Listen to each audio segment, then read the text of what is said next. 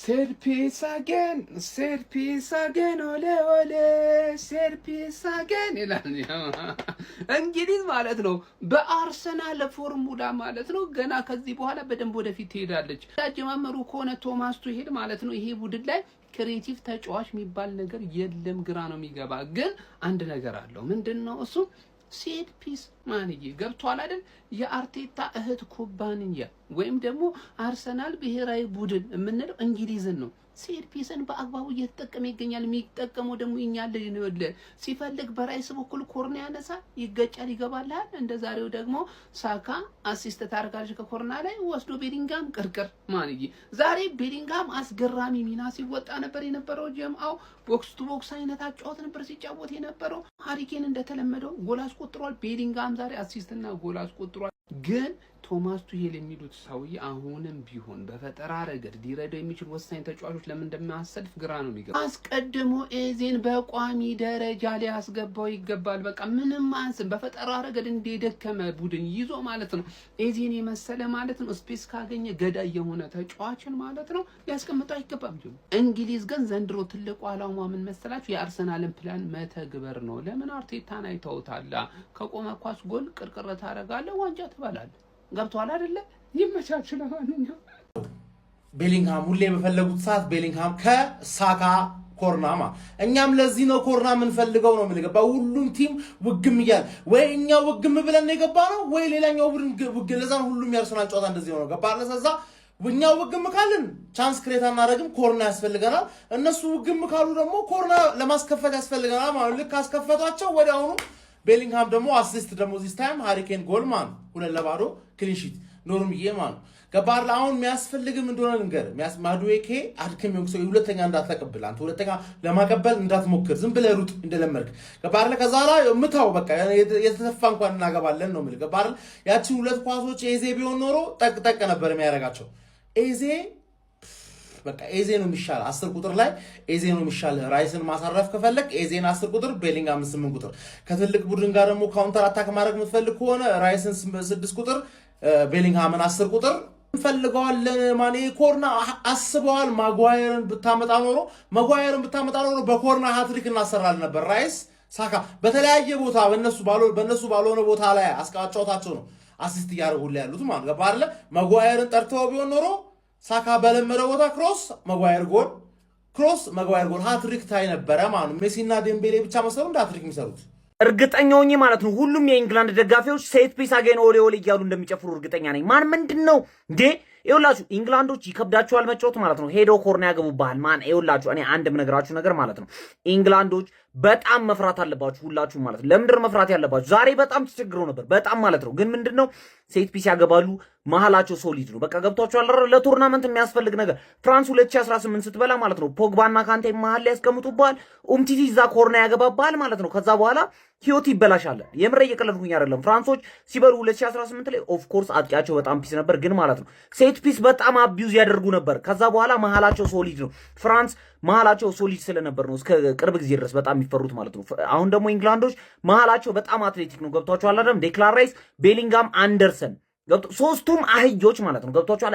ምን አይደክማቸውም። ገብቷቸው እንደዚህ አይነት ሰው ነው የሚያስፈልገው ማለት ነው። ትንሽ ኢንግላንዶች ዊንገር ላይ የተመቱ ናቸው ማለት ነው። ያው ሳካም እንደ ድሮ አይደለም አቋሙ፣ ግን ማለት ነው ስትራይከራቸው ጤነኛ አይደለም። ሃሪኬን ዴድሊ ነው። ምንም አይነት ኳስ አይስትም። ምንም አይነት ኳስ በሆነ ነገር ውስጥ አድርጎ ያገባዋል። ማን እኔ ጤነኛ አይመስለኝም። ይዞኝ እየመጣ ደግሞ ቢውልድ ያደርግላቸዋል። ገብቷቸዋል? አሁን ኢንግላንድ አታክ ሚድፊልድ ይፈልጋሉ፣ የሆነ ማጂሺያን ይፈልጋሉ የምትሉ ከሆነ ማለት ነው ቤሊንጋም ደግሞ አውት ኦፍ ኖዌር እየሄደ ያገባባሃል ምናምን ነገር ማለት ነው። ከዛ ሃሪኬን መጥቶ ያግዘዋል፣ ዊንገሮቹን ይመግቧቸዋል ፓስ ማለት ነው። ግን በጣም የሳተ ቲም ነው። ገብቷቸዋል? ኢንግላንድ ዛሬ 2-0 ማሸነፉን እንዳትዩት ማለት ነው። ብዙ ሰዎች የሆነ ነገር ይጎላል እያላችሁ ስለሆነ ነው ማለት ነው። ኢንግላንድ መሃሉ በጣም ፒስ ነው። ሴት ፒስ አቢዙ ያደርጋሉ።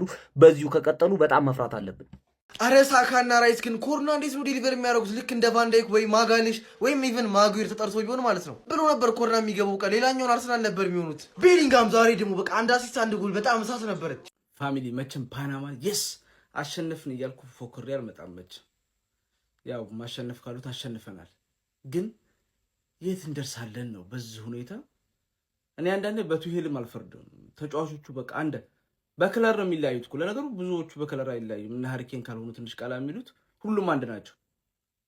ባለፈው ያ ጎራዳና እንትና ማዱኪ ያቃጠሉኝ እና ዶክተርና ሳካ ቢገቡ ይሻላል ብዬ ገቡ። እኔ ሳካ መቼ ፊትነሱ መቼ እንደሚመለስ አላውቅም። ከጉዳት መልስ ነው የተባለ አመቱን ሙሉ ይውና ከወሊድ መልስ አደረገው እኮ ምንም የተሻለ ነገር የለም። በቃ ይሄን ጥሩ ጠርተህ ይሄንኛው ምንም ሁሉም በቃ ጉበት ነው እንዴ ይተላለፋል እንዴ? ተመሳሳይ አይነት ብቃት እኔ ምንም ተስፋ ማድረግበት ነገር እያየሁበት አይደለም። ዝም ብዬ ስለምወደው በቃ ብሔራዊ ቡድኑ ስለምወደው ነው እንጂ ተቃጥያለሁ። ቱሄል ላይ መፍረድ አልፈለኩም። እንግዲህ ምድቡን በ7 ነጥብ አንደኛ ሆኖ ጨርሰዋል።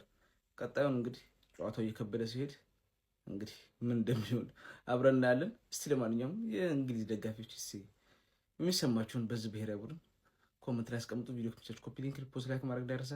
ቴንክ ዩ። ሄሎ ጁድ። ኢንግላንድ ፓናማን 2-0 በማሸነፍ 32 ዙርን መቀላቀሏን ማረጋገጥ ትችላለች። እንግዲህ በዚህ ጨዋታ ላይ እንግሊዞች ሁለቱንም ጎሎች ሰከንድ ሃፍ ነበር ማስቆጠር የቻሉት። የሪያል ማድሪዱ የመሃል አማካኝ የሆነው ጁድ ቤሊንጋም እንግዲህ በጨዋታው ላይ ጎልና አሲስት በስሙ ማስመዝገብ ችሎ ነበረ። የመጀመሪያውን ጎል 62ኛው ደቂቃ ላይ ማስቆጠር የቻለ ሲሆን 67ኛው ደቂቃ ላይ ደግሞ ለሃሪኬን አሲስት ማድረግ ችሎ ሁለቱም ጎሎች ላይ ቀጥተኛ ተሳትፎ ማድረግ ችሎ ነበረ። እንግሊዞች በዚህ ዓለም ዋንጫ ላይ ልክ እንደ ፈረንሳይ ሁሉ ሰከንድ ሃፍ ነው በጣም ቶፕ እየሆኑብኝ ያሉት። ያው ፍራንስ እንኳን ከኖርዌይ ጋር ፈርስት ሃፍ ነበር ሁሉን ነገር የጨረሰችው፣ ግን ከዛ በፊት በነበሩት ጨዋታዎች ላይ ሰከንድ ሃፍ ነበረች ሌላ ቡድን ሆና እየመጣች የተመለከትናት። ኤኒዌይ በዚህ ጨዋታ ላይ ግን ለአሰልጣኝ ቶማስ ቱሄል ማርከስ ራሽፎርድ ከአንቶኒ ጎርደን ተቀዳሚ መሆን ያለበት ተጫዋች እንደሆነ ያስመሰከረ ይመስለኛል። አንዳንድ ውሳኔዎቹ ጥሩ ባይሆኑም ግን በጨዋታው ላይ የነበረው ፐርፎርማንስ በጣም መልካም የሚባል ነበረ። ማርክ ጉሂም ከጀርባ የሚጠላቸው ኳሶች በጣም መልካም የሚባል ነበሩ። ምድቧንም እንግዲህ እንግሊዝ 7 ነጥቦችን በመያዝ ነው ወደ ጥሎ ማለፏን ማረጋገጥ የቻለችው። ፓናማ በይፋ ከዚህ የዓለም ዋንጫ ተሰናብታለች። እንግሊዝ ክሮኤሺያን አስከትላ ከምድቧ በአንደኝነት ወደ ቀጣዩ የጥሎ ማለፍ ዙር ማረፏን አረጋግጣለች። በምሽቱ ጨዋታ ፓናማን 2-0 ማሸነፏን ተከትሎ በምድቡ በአንደኝነት ማለፏን አረጋግጣለች። ነገር ግን እጅግ በጣም ደካማ የሚባል ምሽት ነበር የቶማስ ቱሄሉ የእንግሊዝ ብሔራዊ ቡድን ያሳለፈው። በተለይ መጀመሪያው አጋማሽ በጣም መጥፎ የሚባል ነበረ። በሁለተኛው አጋማሽ ትንሽም ቢሆን ተሻሽለው ነበር የቀረቡት። ጁድ ቤሊንግሃም እና ሃሪ ኬን ባስቆጠሯቸው 2 ጎሎች ታግዘው 2-0 ማሸነፍ ችለዋል። ሃሪ ኬን በዓለም ዋንጫው 11 ጎሎችን በማስቆጠር የእንግሊዝ የምንጊዜም በዓለም ዋንጫው በከፍተኛ ጎል ያስቆጠረ ተጫዋች መሆን ችሏል። የእንግሊዝ ብሔራዊ ቡድን ግን በጣም ከፍተኛ ጥያቄ ምልክት የሚነሳበት ነው። እነ ኮቢ ሜኑ እነ ኤብሬቺ ኤዜን በቂ የጨዋታ ጊዜ የማይሰጣቸው ከሆነ ለምን ይዟቸው እንደሄደም ግራን የሚገባው። ለማንኛውም በዚህም ብላ በዛም ፓናማን አሸንፋ እንግዲህ ወደ ቀጣዩ ዙር ማለፏን አረጋግጣለች።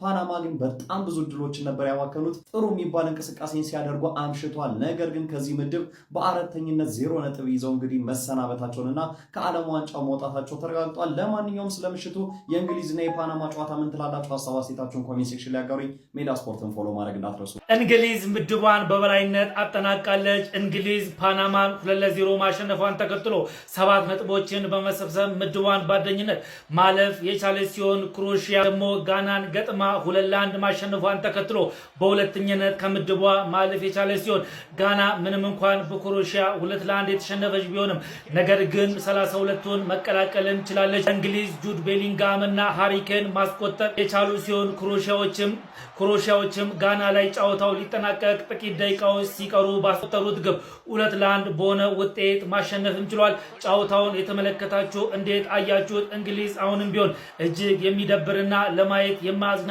ጨዋታዎችን እያደረገች ቢሆንም ነገር ግን ከምድቧ በአንደኝነት ማለፍ እንችላለች። እንግሊዝን፣ ክሮኤሺያን እንዲሁም ደግሞ ጋናን እስከ ምድብ ይሄዳሉ ብላችሁ ታስባላችሁ? እሱንም ቢሆን ኮመንት መስጫ ቦክስ ውስጥ ሀሳባችሁን ማስቀመጥ ትችላላችሁ። ለፈጣንና ለእውነተኛ መረጃ እንዲሁም ደግሞ ለተለያዩ ሰበር መረጃዎች ግን ፎሎ ማድረግም አይዘንጋ። መልካም ጨዋታ፣ መልካም ምሽት፣ መልካም ውሎ ይሁንላችሁ።